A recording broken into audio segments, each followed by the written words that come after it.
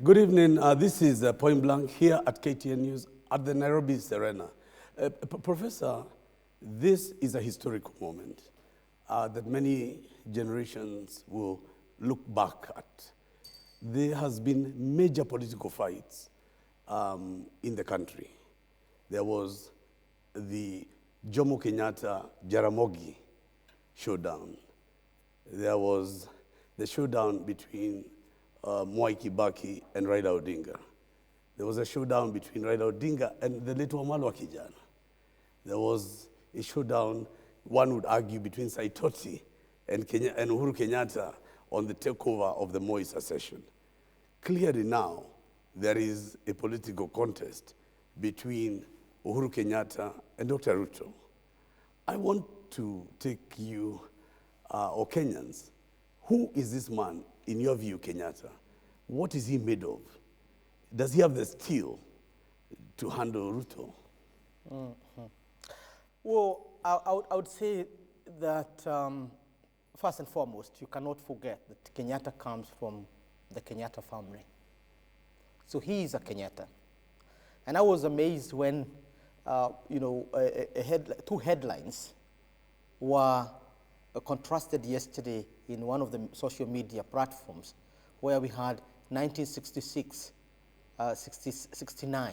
Headline was, I'll crush you. And the headline of one of the papers here yesterday saying, I'll crush you. One was, I'll crush you by the elder Kenyatta. The other one, I'll crush you by the junior Kenyatta. As they say in Kikuyu, gimayumaga mutwine. That is, ugari come from the grain that you make. Now, that said, Uhuru is, as I said earlier, the closest you come to a prince in the Kenyan environment. Reason being, princes are normally okay when things are going okay. They normally want, the kingdom is moving well. They talk about development. They talk about progress. They talk about gold, a wealth of our nation, and so on. That's what princes are all about. They're not fighters in that sense. The problem is when the prince feels that the kingdom is threatened and put on the helmet and put the garment and then mount the chariot. That is a different prince. Let's look a bit more on Kenyatta's DNA, political DNA. He was introduced into politics by retired President Moi. As a young man, ran for Katundu and lost. Yeah. Since then, his journey has been up and down. The turning point was coming together with KIBAKI. So let me say this, that Uhuru is a product of convergence of many visions. There is what you can attribute to him as a person, and what you can attribute to him coming from those who envisioned him as the person who will lead us to the promised land.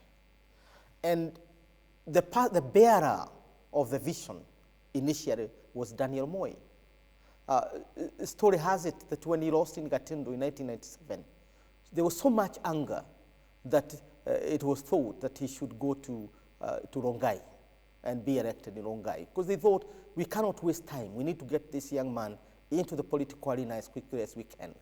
And as you can guess, very quickly, fast track.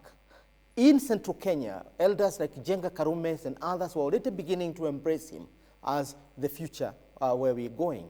And therefore, when Uhuru himself entered into politics, surprisingly, he battled out with his godfather, KIBAKI. The person, I'm told, gossip or truthfully, that he gave him the name Uhuru as a baptism name, meaning you are the emblem, you are the epitome of the freedom of this country. And when you are free, we are all free. Kind of. I could imagine what KIBAKI had in mind when he chose this name Uhuru and put it on the young man at that time. But now, by 2002, I think Uhuru felt that it was not good to be described as anybody's project. And he went on a mission to make himself his own man. And personally, I encountered him when he was making his own man. a very visionary, a very clear-minded person as he was doing it. And the decision in 2007 to join KIBAKI was extremely strategic. Strategic in the sense that it now kind of was a handshake, if you wish, between the 2002 fight and the 2007. And then he had managed to merge his own front and the other front. And that's how we all came together to forge into the future. Then let us look at this other man, the man, Dr. William Samoei Ruto. What is he made of? Does he have the steel to take on Kenyatta? Does he have the blood of Matiba? Does he have, the courage to take on Kenyatta head on? Let me say two things. First, I don't know, I've not done as much research on Ruto as I've done on Uhuru. I have worked with Ruto myself. I have worked very closely with him at some points, including when he was forming his party. But I didn't get a good sense that I know him very well. I have worked with his people, and I think I have not managed through them to get as much as I can from them that I know this man. What I do know that is by the time he came into the political arena as a chair or as one of the operatives of YK92, I was teaching political science at Moi University.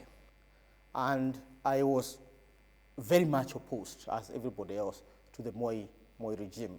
So obviously, we came from the thing. But I can say, from that point, we saw him as the best epitome of the new generation that is inheriting Moi. And that is how we configured him from my political science class and into politics, that this is a Moi kind of born again. So if William Ruto began his career in YK92, as you say, where did this notion of being a hustler emerge? Because if he was in the system when you were teaching at the university, that is what year? That was quite... 92. Well, the point is that we all come from somewhere. I'm a hustler myself. Those who know me from Muranga, I'm a hustler. A hustler, if it is positively interpreted, because hustler has a very negative connotation. It means a crooked, kind of a man if you look at the dictionaries. I wouldn't use that name. I am self-made. I would be a Jenga Karume from charcoal to gold, kind of. The point is that you don't become what Ruto has become as deputy president if you are an ordinary human being. If you listen to courageous elders telling the story of Ruto, you'd know that he has a future and he has a destiny. I wouldn't be quick to write him off at all. I wouldn't. Because we cannot shape destiny. Destiny shapes itself. We are Christians, we are Muslims, we are Hindus, we are African traditionalists. We all believe in one thing, destiny. Professor, at his age, yes, the youngest ever vice president in the republic, and where he is, and the charisma, those of us who worked in Jubilee, those who shared the vision of Jubilee in 2007, know how much we respected his charisma, his ability to address. Yes. Professor, why I'm asking you this question is because the 48 rules of power don't agree with you. Many eminent political scholars have disagreed with what you're saying about you cannot write off a person. Why am I saying this? If you crash, you must crash completely. Kenyatta and Ruto are in a major political battle.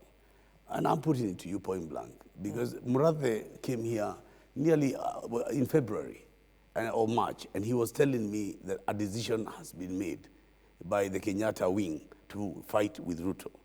The Ruto side has been saying, no, Kenyatta is silent, he's neutral. He's watching this thing, and at the end, he'll come and support us. You are saying today that Ruto is very sharp, and Ruto cannot be written off. And what I am asking is because of what happened in Kasarani, Uhuru has rung the whistle. And one cannot survive and the other survive. So I'm putting it to you, where in politics has it been possible? You have talked about resignations of Jaramogi. You've talked about Matiba leaving the government and KIBAKI. What I'm asking you as a political scientist, is it tenable? Or this war, and that's what I'm asking, does he have the steel? Because politically, there is a contest now, is there not? I have read Machiavelli, letter letter page to page, and I can tell you what you're saying is truly Machiavellian, that you have to crush your enemy. But who is on trial here? It's not Uhuru Kenyatta. Uhuru Kenyatta fought his battles in 2013 and won. He fought his battle against Raila Odinga in 2017 and won.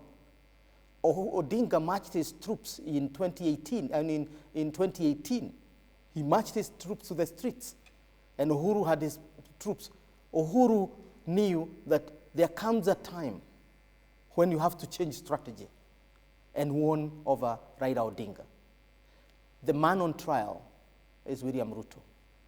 He has never been tried, yes. Yeah, that's what I'm asking. Does he have the steel? Kenya will now need to look at him closely. Yes. Now without Kenyatta's hand, without Kenyatta's, yes. hand-holding, as a man alone, where does Ruto stand? Now, Ruto is on trial, and he must have to read Kenyan history. I know Kenyans, we don't like history, or we don't even know what history is anyway. He has to read Moi in 1967 to 1978. You go to Mount Kenya region, the entire of it. Go to any secondary school called Harambee Secondary School. The plaque you find is this school was opened by His Excellency Vice President Daniel Toroitich Arap Moi. Every school, from Kaharo Secondary School in Murang'a, Mudhidi Secondary School, go to Kiambu, every Harambee school was opened by Moi. Why didn't Moi enter into a crash with his mentor, with Kenyatta? Because he had a script. He knew he was on trial. It was not Kenyatta who was on trial. The people of Mount Kenya, the people of Nyanza, the people of Coast, the people of Northern Kenya have to believe in him as a future leader. And he carried himself that way. 1978 to 1982 was Kenya's golden period. All of us, even those who were kids, those of us who were kids at that, felt comfortable in the wings of Moi. He was the prince, the Joshua, that has brought us, into this promised land. The story after 1982 is different. But that period, I can tell you for sure, as a Kenyan, and I was here, and I was in school, and I was a teenager, we felt that we are at our best as Kenyans. Now, Ruto will have to assure all Kenyans that the future and prosperity is not going to be about Machiavellian politics, that who wins, who loses, who has money, who doesn't have money, that we are building a Kenya under his leadership, under whoever's leadership. That is not Machiavellian. Kenyans are very, it's easy, you can win. Professor, I have to ask you a question. Historians agree that if Adolf Hitler hadn't opened the second front to Russia, he might have well taken over Europe. Yep. And the question I'm asking you is, because of this fight between Kenyatta and Ruto, don't you know that there are other people waiting to take on Ruto? Rift Valley itself is not free for him. There are other contenders who want to occupy space. And I put it to you politically. Once you are a deputy of a president, and people who are your rivals, your competitors, see that the president has left you, I am talking about political opportunity of enemies of Ruto, political opponents of Ruto. And I'm putting to you that nowhere have I read in my studies of Machiavelli and even the art of war, I have not seen a deputy president 3 years to an election, unless he's made of, even Matiba, the great Matiba, took on, at the end, he's fought, but did he finish the race? So my question is, and I have to ask you point blank, was it a catastrophic error of judgment by William Ruto to begin interfering in central Kenyan politics to the extent that he has forced Uhuru to have to come out publicly and shame him, so that he may never recover from that? And that is what I'm asking you point blank. To the best of my knowledge, central Kenya was in Ruto's corner, completely. After what he did in 2013, after what he did in 2017, central Kenya was not in dispute. And Raila Odinga, Kalonzo Musyoka, and others knew for sure central Kenya is Ruto's. He did a sterling job to campaign. The problem is when his strategists thought that they can come to Mount Kenya region and ignore. And every marketplace has its gatekeepers. And you are going to fight with gatekeepers, a fight you don't have to. Because if you have your way, why would you fight for your way? Now, he needed to assume that you have consolidated Mount Kenya region, you have consolidated the Rift Valley. You now need to move to the other areas and begin to do charms with the eastern, the lower eastern particularly, the Kambas. Then you know you have now 3 communities. Then you start to move to the west and you charm. But in order to do that, you have to dispense with the politics of the victor, vanquished kind of dichotomy and talk about all of us as winners. But the moment you have that Caesarian or Julius Caesar's kind of way that you are either with us or against us, then you lose it. In fact, Professor, I agree. And this is why I'm asking you, because I expect this weekend and weeks to come, you will start seeing Musalia Mudavadi, the Kalonzo Musyokas of this world, the Wetangula, whoever are the opponents of Ruto, beginning to play other politics, including, as you say, Odinga, may have been even, I would say this is like Christmas for Odinga. Because Odinga is now seen to be the defender of Kenyatta, a job that Ruto had. I think Odinga also has to play his politics wisely. Yes. Because if you look like you are going for the carcass, yes, you don't get much. No, I agree. I'm asking you, not that Odinga has to do what Ruto has done. You see, my point is not Odinga. My point is a conflict between Kenyatta and Ruto. What is going to be the fallout? I'm asking, what does that not have political significance? But leaving Odinga aside. Yes, but the stakes are higher for Ruto, not for Uhuru. Uhuru is not seeking re-election, and even if he sought, the Constitution does not allow.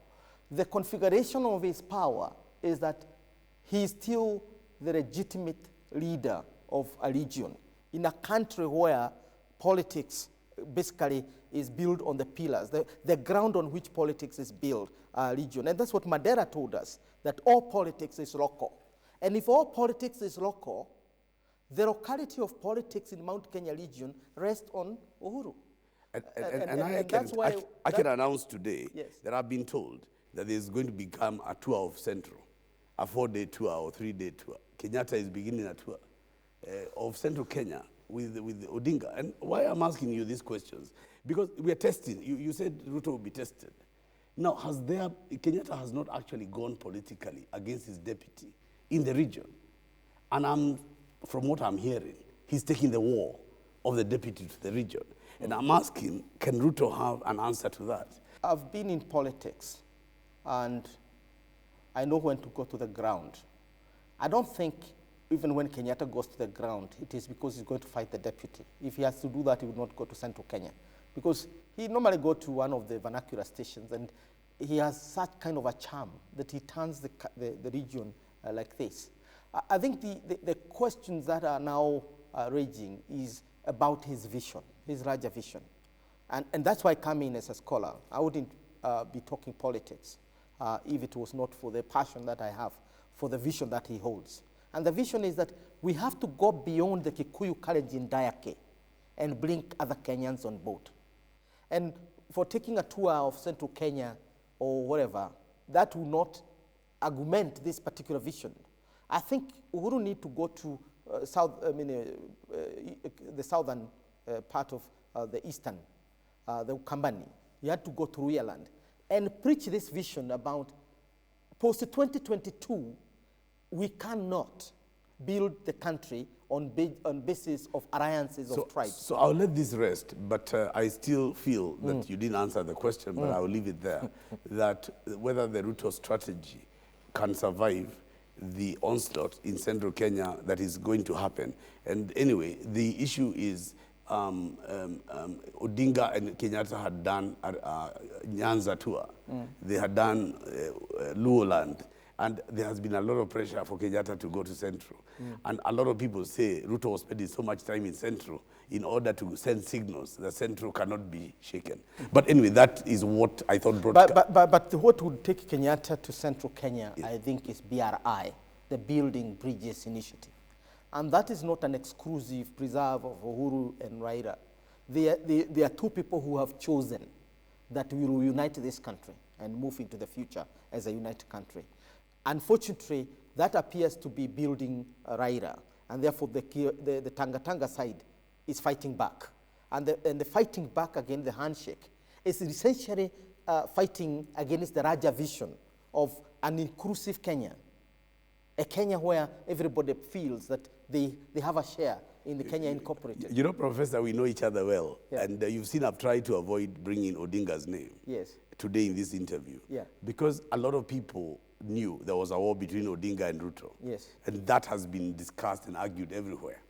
But nobody has been looking at Kenyatta Ruto. And for me, I take you back there simply because it shocked the nation when Kenyatta took on the deputy in his presence and went to vernacular, directing people of his region that I'm not with this man. And I was asking you about that and its impact and how other competitors, and not Odinga alone, will take advantage of that matter. But I leave it to viewers. I think Kasarani, as you started saying at the beginning, is, and I described it as the Rubicon. And the 2022 is a Waterloo for Ruto, because Uhuru is not a candidate in 2022. But what happened in Kasarani is a turning point on Ruto's politics. And if he is going to make ends meet in 2022, he has to work around that. But you must remember that Kenyatta has DNA in Rift Valley as well.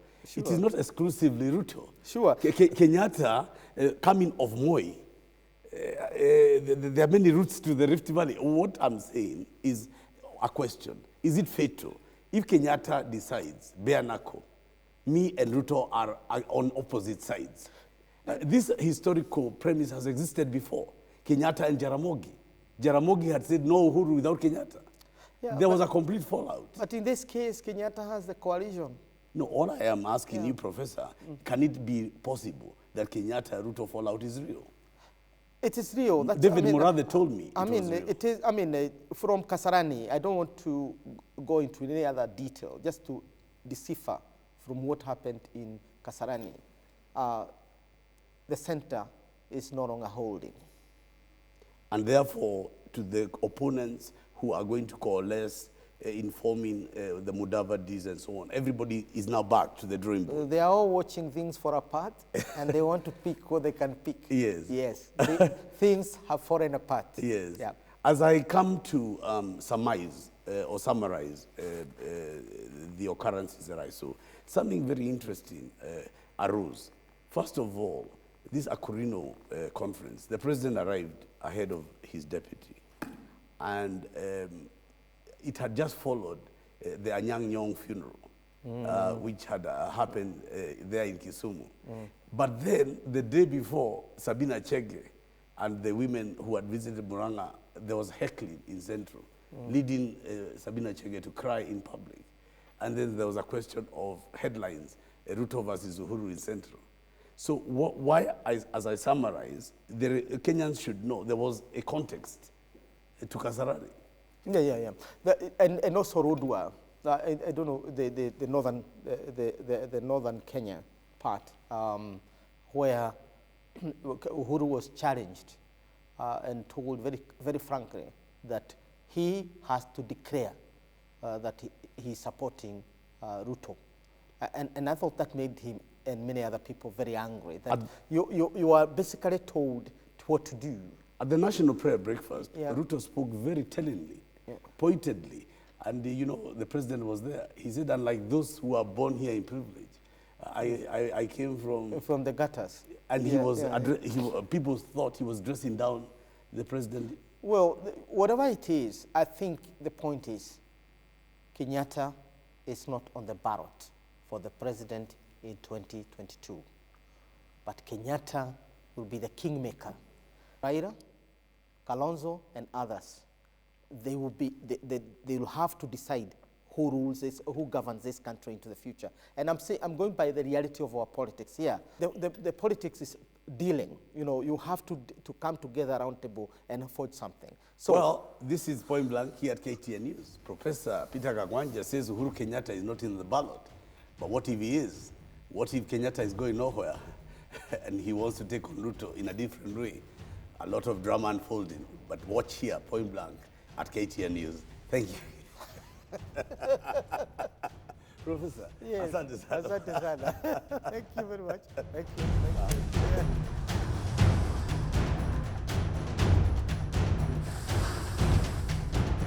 Point Blank by TG was filmed on location at the Nairobi Serena Hotel.